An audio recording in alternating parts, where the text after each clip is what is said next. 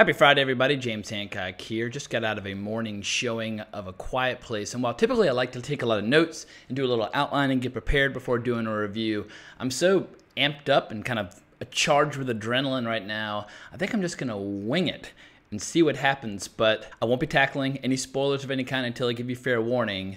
But in broad general strokes, I'll just say A Quiet Place is scary as shit.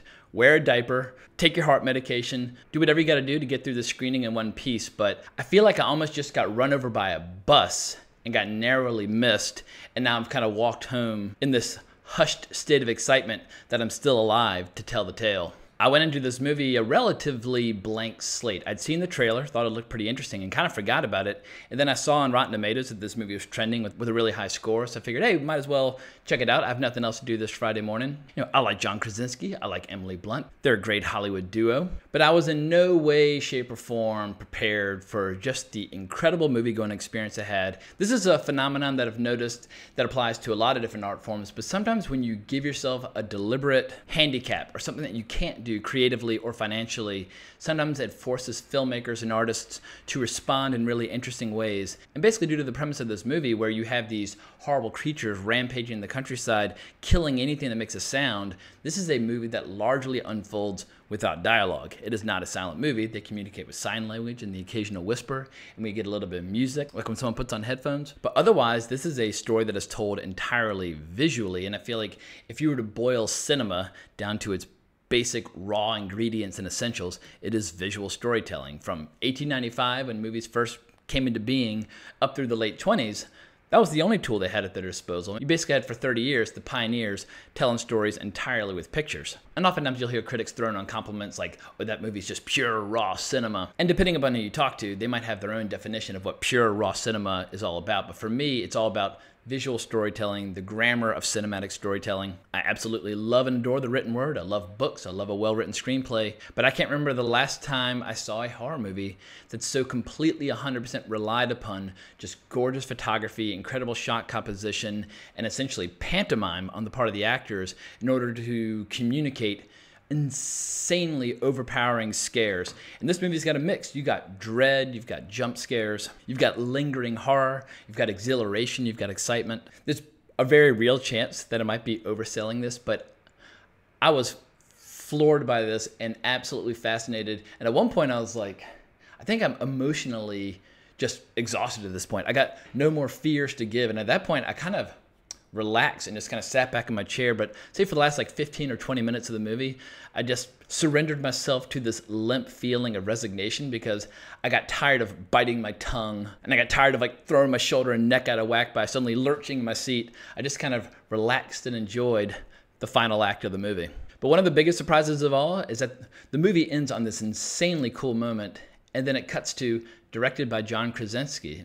I had no idea he was the director of this movie, but this guy is rapidly entering a category where he's almost obnoxiously talented on way too many fronts. I mean, I've known for a very long time that he's absolutely funny as shit. I had no idea that he was also a good filmmaker. I knew he had directed a few things here and there, but this is one of the strongest movies I've seen all year. And I know sometimes people will offer cautionary words of wisdom about Hollywood couples, saying that basically any household where there's more than one headshot, you run the risk of egos clashing. I mean, it's a tale as old as time itself, where you see two movie stars coming together, getting married, and then one career is going up and one's going down, or the reverse, and it causes all sorts of problems. I mean, George Cukor made a very good movie of it with Judy Garland and James Mason called A Star is Born, where you've got two stars whose paths are kind of, or actually, how should I do it? Anyway, one's going down, one's going up. That should be the diagram. But it seems like Emily Blunt and John Krasinski have managed to figure it out.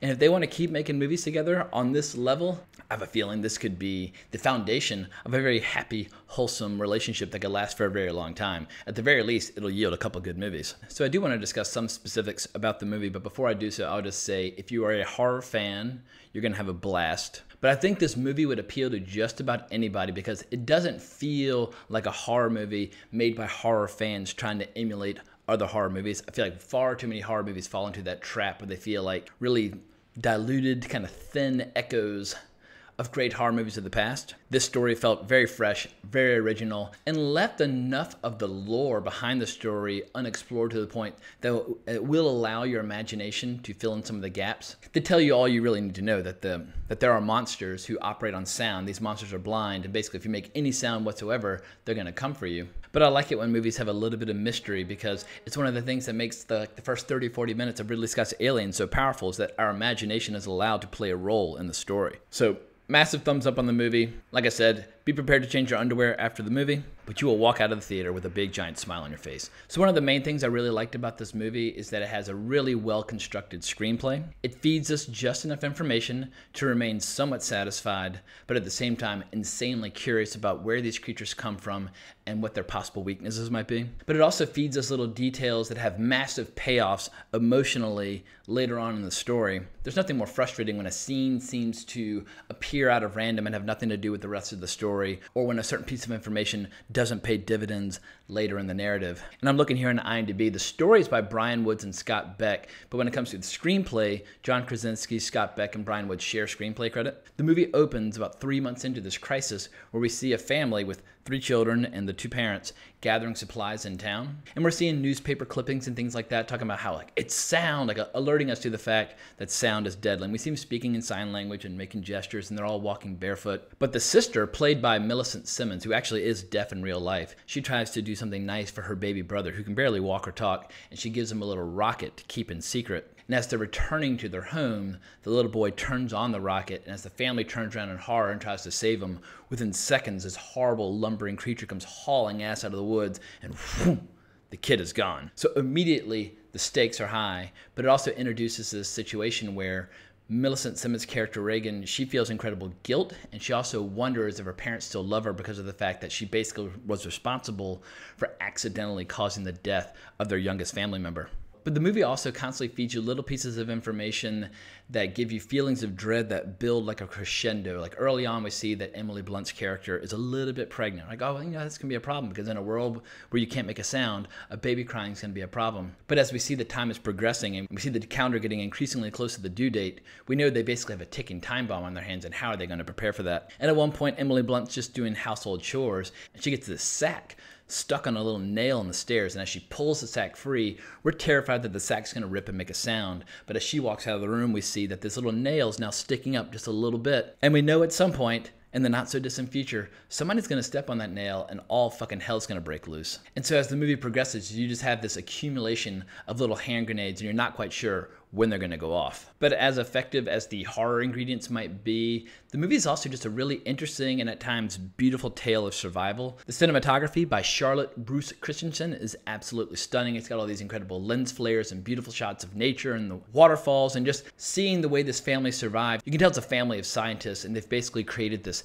compound. It's like a farm slash scientific research facility. They're able to grow crops and they're able to go fishing, but at the same time, the father's constantly working on the hearing aids for his deaf daughter. He's trying to perfect them and he's trying to hone them, but he's also at the same time trying to reach out to people around the world. He's constantly trying to boost their radio signal and sending out SOSs. And at night, we have these really interesting things where the community at large, they light these signal fires, or they'll use like Christmas lights and things like that. And you can see all these little pocket communities that are still surviving in the area. And they're just really interesting rite of passage sequences, like when John Krasinski's character takes his son fishing for the first time, and the child is absolutely terrified, but Krasinski basically teaches him that the river is loud and the waterfall is loud, and as long as you make a sound that is less loud than that you're basically safe. And they had this nice moment where they get to actually speak out loud to each other, and it's the first time we've really had any real legit spoken dialogue until an hour into the movie. Also, it's just incredibly inspiring seeing how incredibly resourceful and well organized this family is, and even though they're basically living in what feels like the apocalypse, they're still forcing the children to learn math. They're basically trying to imbue them with as many scientific skills as humanly possible so that they can survive going into the future. But I have to say, the last 30 minutes of this movie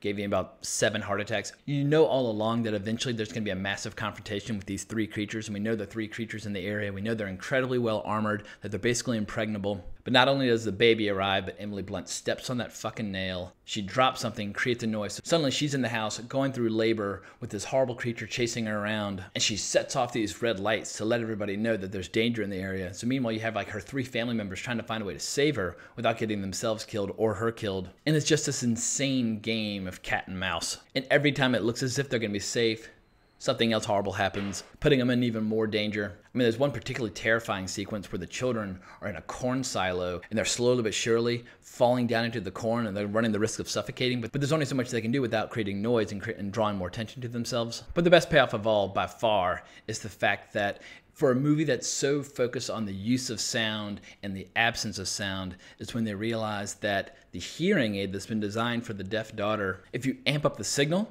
that it causes unimaginable pain and discomfort to these creatures. When these creatures are trying to sense something, they basically let some of the armor unfold in order to really open up their senses, which makes them vulnerable to shotguns and things like that. And so while we've basically looked at these characters as being completely helpless from start to finish, at the very end they seem incredibly empowered now that they have this new sound weapon on their side. But Emily Blunt seems to almost go into Sarah Connor mode when she starts pumping this shotgun and getting ready to go into battle. So across the board, an incredibly satisfying experience. I'll be interested to see how well it holds up on multiple viewings. Some horror movies can be incredibly overwhelming on the first experience and then just fizzle upon multiple reviewings, whereas other horror movies become enduring, beloved classics that people will watch for the rest of their lives. And obviously, I'm in no position right now to talk about the enduring, lasting value of A Quiet Place, but I will say this: it's probably going to be the best horror movie of the year, and I have a feeling it will lead to John Krasinski and Emily Blunt collaborating on a lot more movies together. So any weekend where there's a good movie out in the theater, I feel like that's a win for all of us, so definitely go check it out. But I hope you enjoyed my recap and review. Give me a shout on Twitter